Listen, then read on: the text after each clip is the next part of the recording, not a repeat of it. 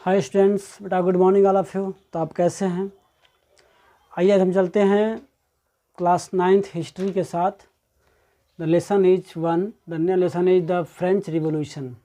Students, आज you know that कि अभी हम लोग ये लेसन फर्स्ट पढ़ रहे हैं और लेसन का ये 3rd वीडियो है। इससे पहले मैं 2 वीडियो और कर चुका हूँ। अगर आप नहीं देखें जाके यूट्यूब से उसको देख लें ताकि आपको लाइन बाय लाइन का स्टोरी इजीली समझ में आ जाए। And the topic is growing middle class events and end to privilege.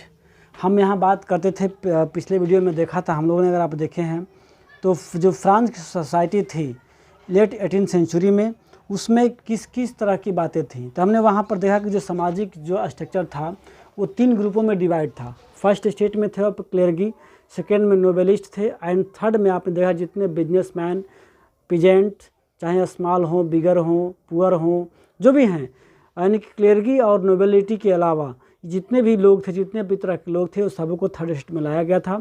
उसमें एक नया चीज़ों का उदाहरण हुआ मिडिल क्लास का।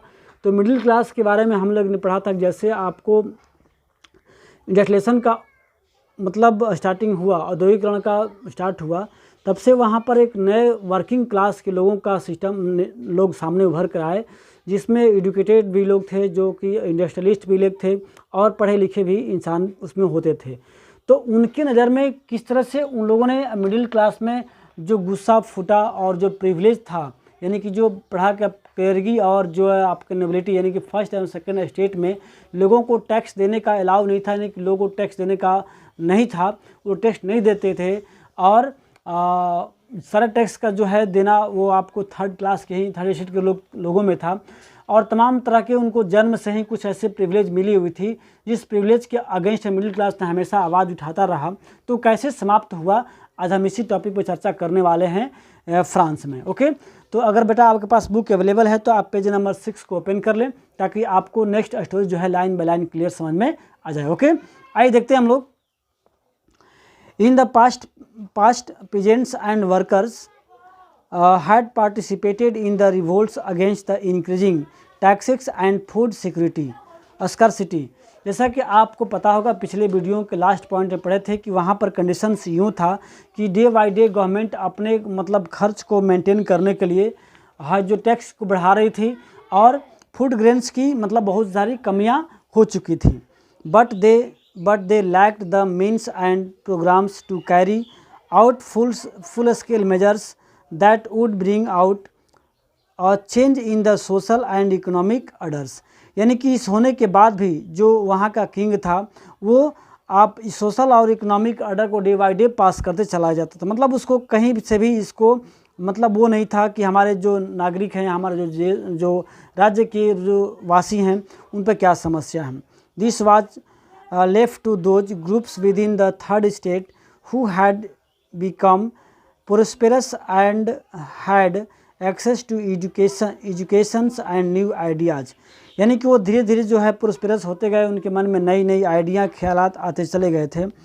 लेकिन हम बात करेंगे आपको 18th सेंचुरी की, कि 18th century witness to emergence of social groups termed as middle class who earned their wealth through and expeditions overseas trade and from the manufacture of goods such as the woolen and silk textile that were either exported or brought by the richer members of society। that means आपने देखा कि 18th century जब आपको that means industrialisation start हो चुका था, औद्योगिकरण हो चुका था, तब वहाँ पर एक नए क्लास का, नए सोशल ग्रुप का उत्पत्ति हुई जिसको मिडिल क्लास कहते हैं। इसमें मैन्युफैक्चरर भी थे, इसमें मर्चेंट भी थे, इसमें अदर लोग जो है पैसे मनी को अर्न करके जो है अपने आप को रिच पर्सन बन चुके थे। इन एडिशन टू मर्चेंट, इसमें मर्चेंट के अलावे भी और लोग थे जो मैन्युफैक्चरर थे या 3rd स्टेट के इंक्लूडिंग जो प्रोफेशन के लोग थे, जो जॉब करते थे, वे लोग थे, सच एज लॉयर और administrative official. All of these they are educated and believe that no group of society should be privilege by birth. ये पढ़े लिखे लोग थे, ये लोग चाहते थे, ये लोग मानते भी थे कि भाई समाज में किसी भी पर्सन को जन्म से कोई अधिकार नहीं होना चाहिए, कोई छूट नहीं देनी चाहिए। Rather a person social position must depend on his merit. ऐसा है कि जो इनकी लोगों के पास जो प्रिविलेज हो वो जात बेसिस पे ना हो, जन्म से ना हो, बल्कि उसके पर्सनल मेरिट के अकॉर्डिंग हो, जिसमें जो क्वालिटी हो उसके अकॉर्डिंग उसे प्रिविलेज भी मिलना चाहिए। These ideas evidence society based on the freedom and equal law and opportunities for all where put forward by the philosopher such as John Locke and the Jean Jacques Rousseau. यानी कि इस प्रकार की जो idea जो है कहीं ना कहीं लोगों को ख्यालात जो है आज़ादी की तरफ ले जाती है, लिबरल की तरफ ले जाती है, और इस प्रकार के जो मतलब ख्यालात आने में, इस प्रकार विचारधाराएँ आने में कुछ फिलोसफर थे, उनका भी बहुत बड़ा मतलब योगदान कर सकते हैं, जैसे में जॉन लॉक थे और जेन जस्क्यू रूसो थे।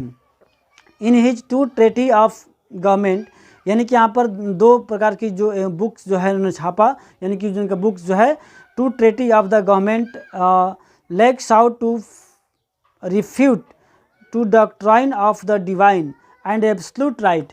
यानी कि इसमें उन्होंने अपने बुक के माध्यम से बताई हैं लोगों को ऑफ द, यानी कि जो राजतंत्र है, जो राजा हैं, उसमें कैसे जो है डॉक्ट्राइन यानी कि एकाधिकार और एब्सोल्यूट यानी कि बिल्कुल जो अधिकार मतलब अधिकार है उनके पास होना चाहिए। उन्होंने बताया उसमें the proposing of form of the government based on the social contracted between the people and their representative। ये होता है कि भाई जो शासन होना चाहिए वो राजा और प्रजा दोनों के कंटैक्ट में, दोनों के मतलब कर सकते हैं आपसी संबंध से होना चाहिए, आपसी बात विचार से होना चाहिए, न कि कोई राजा किसी अधिकार मतलब अपनी बातों को उससे पे थोप दे। In the spirit of the law the Montesquieu proposed और divisions of power within the government between the legislative and the executive and judiciary। इन्होंने जो पहले भी मतलब बताया था अपने बुक के माध्यम से कि भाई जो गवर्नमेंट के पास पावर होना चाहिए उसका भी डिवीजन होना चाहिए। ऐसा नहीं कि पूरे पावर राजा के हाथ में हो, जो मन में आए सो किंग आदेश दे, जो मन में आए सो राजा करे।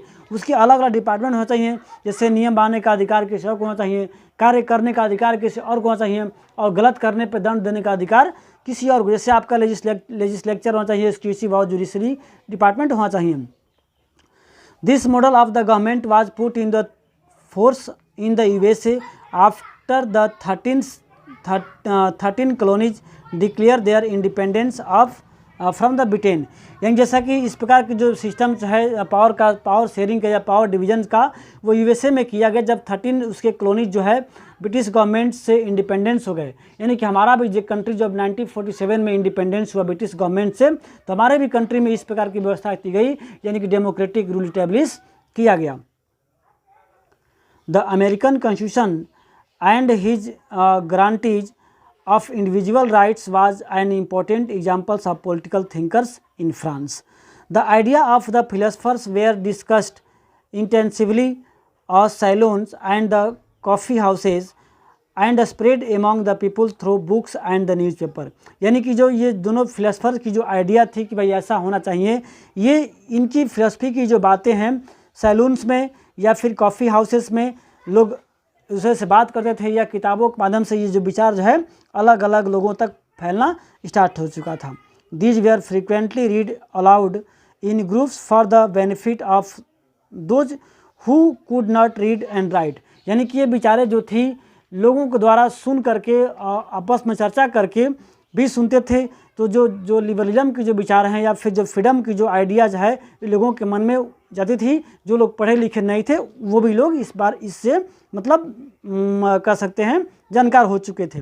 The idea that Louis 16 plan to impose further taxes to be able to meet the expenses to the state granted anger and protest against the system of the privilege. यानी कि जब देखा कि जो लुइस 16 थे जब वो गद्दी पर बैठे तो उसमें उनकी जो ट्रेजरी था बिल्कुल खाली हो चुका था, तो अपने एक्सपेंडिचर को मेंटेन करने का डे बाई डे क्या करते, टैक्स को इंक्रीज करते थे। तो इस तरह के टैक्सेस जो है इंक्रीज होने से जो लोग थे मिडिल क्लास के लोग या अदर जो है राजा के अगेंस्ट में होते जा रहे थे, एंगर हो जा रहे थे, और एक जो है जो प्रिविलेज सिस्टम थी उसको समाप्त करने के लिए जो लोग हैं वो क्या करने लगे, राजा पर प्रेशर बनाने लगे, राजा पर जोर देना स्टार्ट कर दिया।